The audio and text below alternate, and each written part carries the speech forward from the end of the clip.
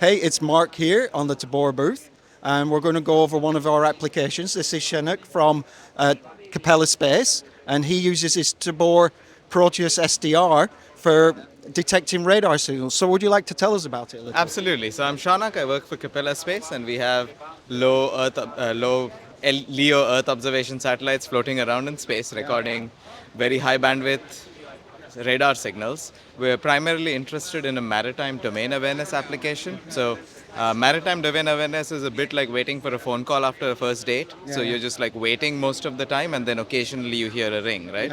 So when we're out there, we're trying to collect ground truth data. It's very hard because you're just collecting this high bandwidth storage data.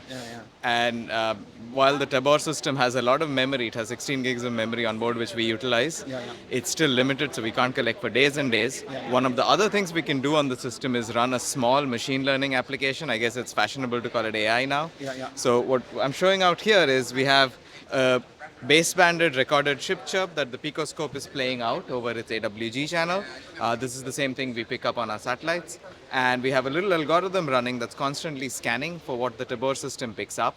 And as soon as it receives the signal and it matches the machine learning algorithm, it tells it, hey, that's a ship chirp. That saves it to the disk of the Tabor system. So this would not be possible if the Tabor system wasn't a generally programmable Windows computer. And then this can sit around listening for 8, 9, 10 hours while we do our business, and it will have collected like a database of collects that we are interested in evaluating.